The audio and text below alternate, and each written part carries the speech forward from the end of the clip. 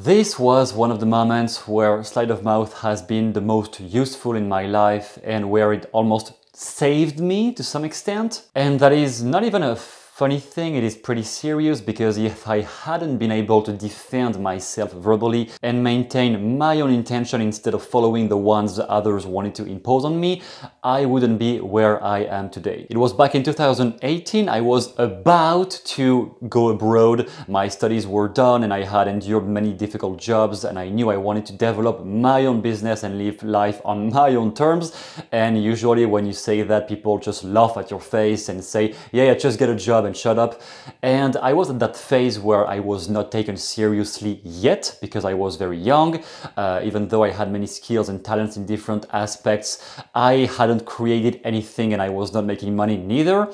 And I was at a family dinner, those terrible things where you didn't really choose, because you didn't really choose your family, you choose your friends, but you don't choose who you were born with. And I'm not going to cite any name, but some people in my family were taking that really not seriously at all. And most of them had a really broke mindset, like all of those things, building your own business, traveling abroad, making your own income online. This is just a joke, it will never work anyway. When I started talking about it, not that I really wanted to, because I knew it was just going to end up into some stupid nonsense, but I was being asked the questions. So, Matteo, what are you gonna do next September? Or it was in January or whatever. What are you gonna do then? And when I was talking about that idea of, listen, I'm gonna build my own thing, I'm gonna develop my own business from scratch, and I'm gonna live abroad with the few savings I had, I'm gonna live and build and start my own life on my own terms. The first reply I got to that by one person at the table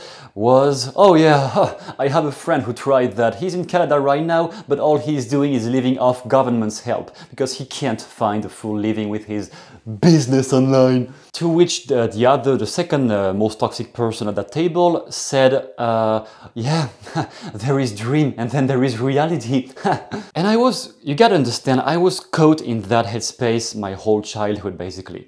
By most people in my entourage, I was just caught in that headspace, that broke mindset, that victimhood mindset of we are just victims, the government is here to help us, we cannot do anything, and anything about money is evil, is bad, whatever. So I really grew up in that whole headspace, and I was starting to evade myself out of that to grow more. One quick point here, whenever you want to grow in something, whenever your energy is shifting, it forces the one of people around you to shift and to increase, to expand. Most people run away from that. They want to stay where they are, they don't want to change, they don't want to open their mind, not at all. The traditional mistake most people do in that context is to try to argue with counterexamples, with chunking down, meaning, oh, but I know somebody who is able to make money online, or whatever is the thing you're debating about. Oh, I know somebody who can. No, it is possible. I have a counterexample. And this is the least effective way to debate in those situations, because when you use chunking down or elaborating on what do you mean by that, this presupposes you have people in front of you who have a normal level of intelligence or understanding. You gotta understand, 90% of people are way below what you may call a normal level of intelligence. If you're just studying videos like this or NLP books or anything, you are already way above that, which is not the case of most people, which means don't even argue in those cases, just get out of the argument or it will just lead nowhere. The way I specifically responded to this was by going metaframe. It was very instinctive, I didn't even think in that instant. I was just pissed off because I had been hearing this my whole life non-stop. Oh, you will just always be broke. There is no way you can be free. You will just always be trapped. I was so sick of that narrative. I just got pissed off and I said, even if I fail, I prefer to have tried and failed rather than having done nothing and just staying where I am my whole life. That shut down everyone at the table. From then, no one else talked about it. Shut down. No one else criticized me, no one else said anything about it. Silence. And then we moved on other topics. In the end, I did. Did I fail? Maybe way more than I had even expected. Did it work in the end? If it hadn't worked, if I hadn't pursued my own choices, my own values, my own desires, you wouldn't be watching this right now. Because this whole thing you're seeing with YouTube and everything, this is my own business, this is the thing I'm living with right now. This allowed me to live free instead of being trapped into a situation I did not choose. And I would have never, open your ears, I would have never done all of that if I had listened to those people who told me this is impossible, you will never get free, you will just always be tricked or like trapped by the government or whatever.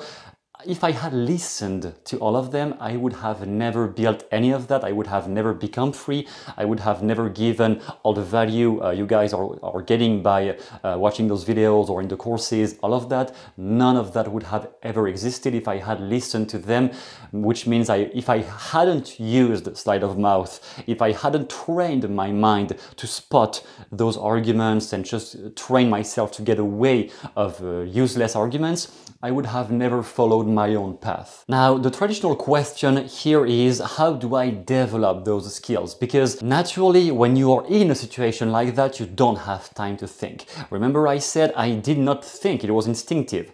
How do you develop that instinct? It is not natural. I was not born like that at all. I developed those skills by reading the Sleight of Mouth books and by training myself. How specifically? Just you take one statement, one negative statement or one limiting statement. So I can't stop smoking cigarettes or whatever you train yourself with. One limiting statement, and you write once per day or once every 3 days or whatever your schedule is. You just write down 20 different examples of reframing patterns based on the limiting statement at hand. So if it is, I can't stop smoking cigarettes, you could challenge that limitation with how many times have you attempted something different? Meaning like how many different approaches have you tried with smoking cigarettes, and how do you know there is not one thing you haven't tried yet that could work more than the things you have tried before? Or you might say something like, can you imagine what will happen after you have been able to stop completely? 2 years from now, when you will have been completely able to stop smoking cigarettes, what will change in your life besides the smoking aspect? So it is consequence pattern here. I just trained myself writing down patterns like that once. I think it was like maybe once every 2 days or something like that for months and months. And at some point, this whole thing just became intuitive. I did not have to think anymore, it was automatic. The same thing when you are in a physical fight.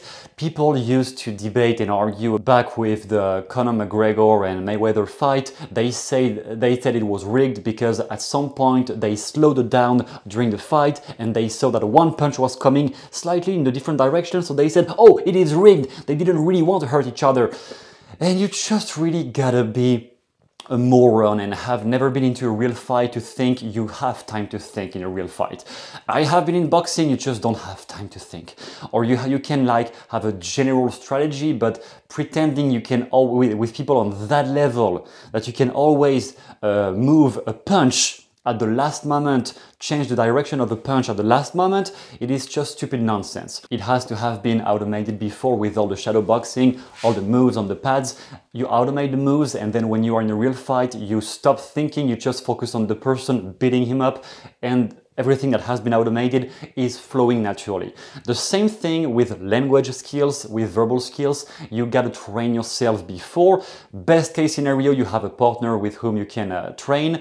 And if you don't have that, I certainly did not have that in the beginning. You train yourself by writing down patterns, writing down examples based on Sleight of Mouth that you can use to defend yourself against this or that limiting statement. If you have trouble to develop those skills by yourself, I have courses. I have a big encyclopedia of Sleight of Mouth, a complete course with everything inside. You have it in the description. If you want to develop that and if you want some guidance, it will really lead you one step at a time and give you all the clues, all the exercises to develop those skills for yourself.